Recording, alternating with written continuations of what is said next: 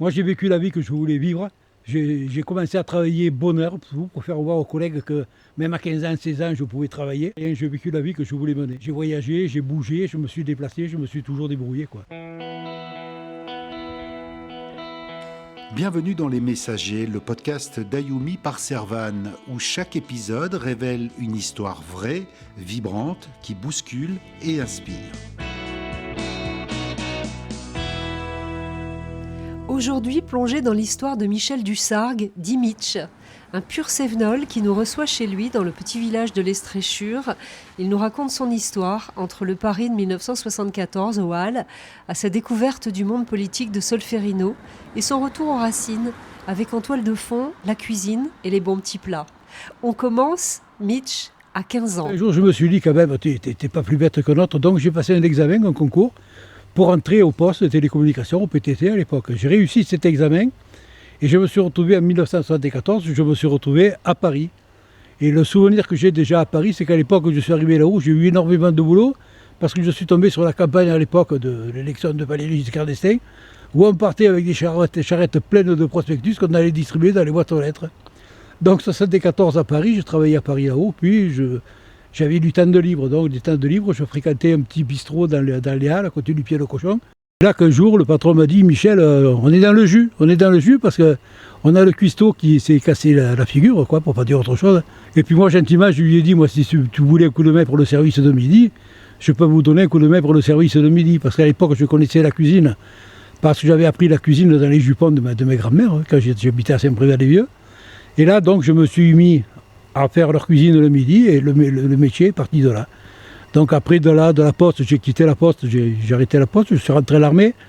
Et de retour à l'armée, je ne voulais plus retourner à Paris, je me suis retrouvé dans le Gard, où j'ai travaillé dans le roulement à billes, où j'ai fait dans la maçonnerie et tout. Et puis après, petit à petit, de fil en aiguille, je me suis retrouvé à travailler, à monter en Lozère, travailler pour une compagnie d'assurance où j'ai fait 19 ans. J'aurais pu m'installer en Lozère à Saint-Étienne-du-Val-d'Onès. C'est une affaire qui ne s'est pas faite par rapport à l'époque, les collègues aussi, qui montaient faire l'ouverture de la pêche avec moi là-haut. Puis d'apéro en apéro, bien, j'en ai refusé et tout. Et ça a été un regret de ma femme aussi qu'on n'ait pas pris la restauration. Où j'ai eu un accident justement en jouant au foot, donc il a fallu que je reste pendant un certain temps sans travailler et tout. Et j'ai trouvé du travail dans une mairie à côté de l'Estréchure. J'ai pu reprendre à main la cantine scolaire, donc j'ai créé pour le bio, on a fait la cantine bio. J'y suis resté là-haut pendant 4 ans, j'ai pris ma retraite et maintenant je suis à retraite à l'Estréchure. Aujourd'hui, tu prépares encore à manger pour des gens qui le demandent. Pour les gens qui me le demandent à l'heure actuelle, bien, quand on me demande un plat, quand on me demande, je le fais. Je ne cherche pas spécialement. Hein. Par contre, je suis toujours déclaré en auto-entrepreneur, parce qu'on ne sait jamais ce qui peut arriver. Il peut y avoir un incident, il peut y avoir des mauvaises langues aussi, c'est les mauvaises langues, il y en a de partout. Donc je suis toujours inscrit en tant qu'auto-entrepreneur et quand on me demande, je vais le faire. Mais je ne le fais pas spécialement à plein temps, quoi. Je le fais parce que j'aime ça et puis ça m'occupe, ça me fait une occupation. Alors qu'est-ce que tu prépares? Des paellas, des terrines? Je prépare un peu de tout. Je prépare des paellas, des viandes en sauce, du sanglier, des encornets farcis. Je fais beaucoup de terrines de pâté aussi. À la rigueur, quand on me demande, si on me demande d'une année pour l'autre, si on me demande du jambon, je peux faire des jambons crus aussi. Voilà, donc je fais plein de... Je suis prêt à tout, je fais tout. Aujourd'hui, si on est en Cévennes et qu'on t'entend, et qu'on a envie d'une bonne terrine ou d'une bonne paella ou une bonne gardiane, on t'appelle. Bien sûr, pour que les gens n'aient pas peur de m'appeler.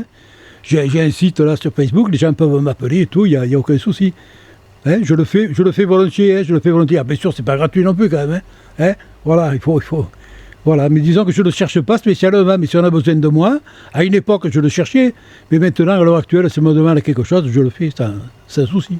Comment on te trouve? Alors tu dis Facebook, c'est avec ton nom? Comment on te trouve? Facebook, c'est avec mon nom, Facebook avec mon nom, puis il y a WhatsApp aussi, on peut me joindre aussi sur Instagram aussi. Voilà, donc si on a besoin de moi, qu'on m'appelle, qu'on me laisse une commission. De toute façon, je répondrai. Et puis là, il faut dire qu'on est dans ton jardin, ici, à l'Estréchure, le jardin où il y a le potager. Oui. Et c'est de là aussi que tu fais les bocaux, par exemple. Tu prends tes légumes, tes produits. Ben là, disons que chaque année, je fais mes haricots, mes tomates, mes pommes de terre. J'ai un pesé, parce que ma fille, elle habitait pas trop loin à l'époque. Enfin, elle habitait pas trop loin, elle était à Lyon. Donc là, je pesais mes bocaux, et quand ils venaient, quand ils redescendaient, ils amenaient. Maintenant, ils sont à Strasbourg. Donc cette année, j'ai fait pas mal de conserves aussi, qu'ils ont embarqués et tout. Et maintenant, je prépare le jardin pour l'année prochaine. Je vais me préparer mon jardin pour l'hiver aussi, mettre des légumes d'hiver. Et puis voilà, puis pour leur préparer pour l'année prochaine quand ils viendront. Quelle a été la plus grande joie de ta vie? La plus grande joie de ma vie, honnêtement, c'est la naissance de ma fille. C'est Nelly? C'est Nelly, ouais, ça a été sa naissance. Malheureusement, j'ai eu 2 grands-fils qui m'ont complètement oublié. Moi, de mon côté, je n'ai toujours pas oublié parce qu'ils sont là dans le cœur. C'est mon sang aussi. Mais disons, ma plus grande joie de ma vie, c'est Nelly. Voilà. Et d'avoir donné la naissance à 3 enfants, c'est joli. Mais Nelly, c'est ma prunelle, quoi. C'est ma grande joie, c'est la grande joie de ma vie. Ouais. Elle travaille aussi en cuisine, elle est sur Strasbourg. Mon gendre, pareil, militaire, il s'occupe d'une cuisine aussi. Donc tout le monde est resté dans la bouffe, quoi. D'abord, ça se boit, on est... Tu aimes bien manger? J'aime bien manger, j'aime bien cuisiner, oui. Voilà. Et j'aime surtout faire plaisir au niveau... si j'invite quelqu'un à la maison, c'est pour qu'il se régale, c'est pas pour y servir des boîtes de conserve. Et qu'est-ce que tu dirais à ta fille, la prunelle de tes yeux, si tu quittais ce monde demain? Et je lui dirais, ne sois pas triste, vis ta vie comme tu l'as vécu. Vis ta vie comme moi je l'ai vécu aussi. Puis ne te fais pas de soucis. Le jour où je serai plus là, je serai quand même par la pensée à côté de toi. Et puis de là-haut, je te surveillerai.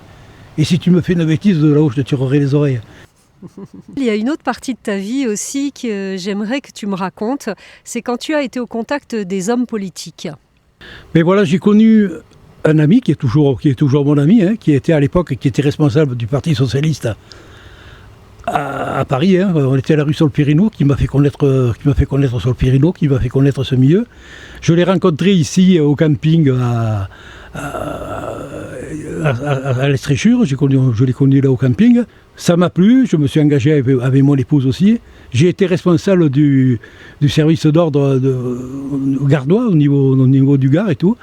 Et j'ai fait les campagnes. J'ai fait la campagne de François Hollande, j'ai fait la campagne de Ségolène Royal, j'ai fait la campagne de Lionel Jospin. Et j'ai passé le très bon moment. J'ai connu des tas de gens, des braves gens, j'ai connu des braves gens et tout. Puis j'ai fait un boulot que j'ai respecté. J'ai accompagné des hommes politiques qui sont en fin de compte des gens comme vous et moi. Et qui justement, avec qui j'ai toujours des contacts. Bon, certains peuvent à leur âme qui sont décédés. Mais j'ai gardé beaucoup d'estime pour ces gens-là. Et j'ai connu beaucoup de monde au niveau du Parti Socialiste par rapport au niveau du service d'ordre. On a fait les escortes, on les a protégés, on les a suivis dans les meetings, on les a accompagnés à leur hôtel, on les a accompagnés quand ils se déplaçaient en ville, on les a accompagnés dans les restaurants aussi. C'est de la surveillance que l'on faisait. Il ne fallait surtout pas qu'ils soient approchés par... Vous savez comment ça se passe. On a passé des bons moments. Il y avait Jean-Marc Ayrault aussi. Jean-Marc Ayrault qui était maire de Nantes, un super monsieur. Super monsieur aussi, si maintenant je lui tire mon chapeau, je suis allé à Nantes, oui. J'ai fait pratiquement tout le tour de la France. Tout le tour de la France. Bon, il n'y a que l'étranger que je n'ai pas fait, les dom-toms, tout ça, je ne les ai pas fait. Il y avait des équipes spéciales qui partaient là-bas.